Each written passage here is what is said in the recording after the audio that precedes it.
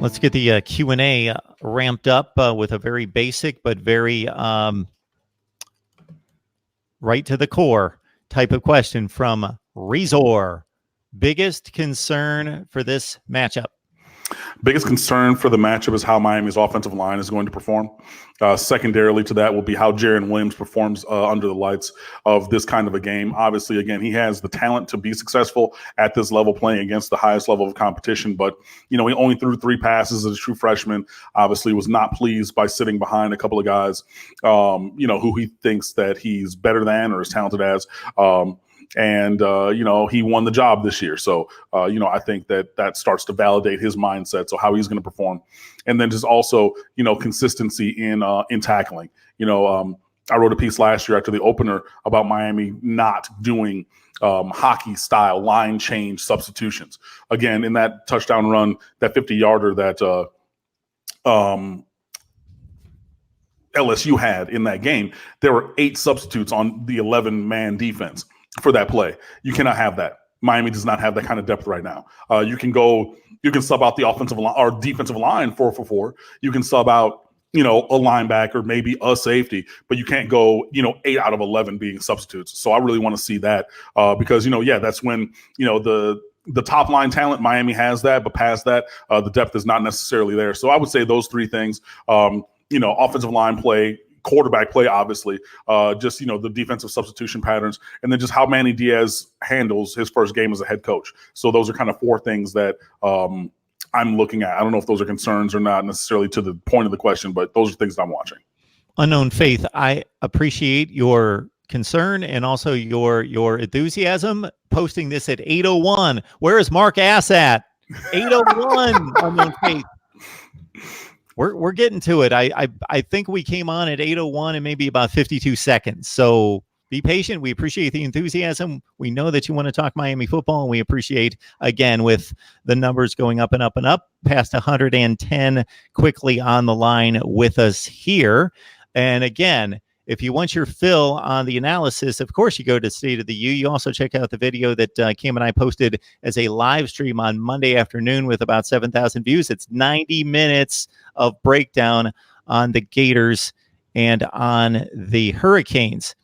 So, again, I've asked you this before, Cam, as we've approached whether it be the Florida State matchup or Florida obviously having dodged Miami for a number of years. Mm-hmm. It's not been an actual conversation about a game coming up since we've been having these discussions for about 5 years, but it's been in theory. The difference between Florida State and Florida to the typical Miami supporter. I think that goes with age. Honestly, because Florida and Miami have not played that much recently. So younger fans don't necessarily have the kind of vitriol that some of the older people, in myself included, in the fan base have, because, Miami and Florida State all played each other year after year for many, many years. So that lack of connection on the field, one game in 2009, one game in 2013. And before that, you're talking the early 2000s, which if you're 15, 18 years old, like that's only, those 2 games in 2009 and 13 are the only ones that you don't, maybe not have looked at, oh yeah, I'm rocking the Canes jersey, got to. We're wearing white on Saturday, so I had to represent for the folk. See you, Austin Kane, out there. It's a chronology kind of a thing. And I mean, in a sports context, I'm a student of history. I'm really not a big history buff in general. I have some friends who are, but in the context of sports, I am. So when I got to Miami, I looked up, the history and things. So I know about the Florida flop, where they literally their whole defense laid down on the field to let Miami score a touchdown to get the ball back so John Reeves could break a passing record. You know what I mean? And they were all, and Florida was blowing us out in that game. I think they won by 30 or 40 points. But then they do something like that where they literally lay on the ground so that they can run up a statistic, not even a score, just some yardage numbers. That rubs me the wrong way. I still remember that. You know what I mean? I remember them talking all that noise before the Sugar Bowl on Bourbon Street, and then Alex Brown got rocked up with a black eye with a knot on his head because he wanted to talk stuff. And you know what? Hey, Miami, we're about that action, boss, and you learn that. So, I mean, there's levels to it. And for me, the thing about it is I have at least a respect for Florida State. You know what I mean? Like, we play them every year. We're in the same conference. We were not, obviously. Miami was in the Big East before transitioning to the ACC. But even in or out of conference, Florida State said, we're going to play them every single year. So I respect them. I respect that institution more than I do Florida. I do not like those people at all. I have 2 Florida Gator friends, and we built a friendship before I learned that they were Florida fans. And that's the only reason. Shout out to my boy Andrew. Shout out to his brother Kiri. I swear for God, if I would have known that when I first met him, it might not have went that way.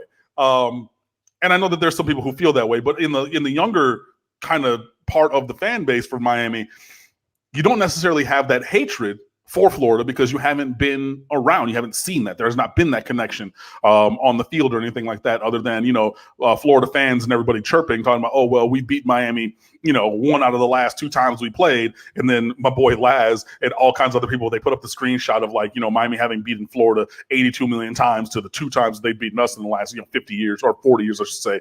So, I think that there is more of a respect towards Florida State than there is Florida. And if you dig a little bit deeper, I think that the open hatred is more for Florida than for Florida State.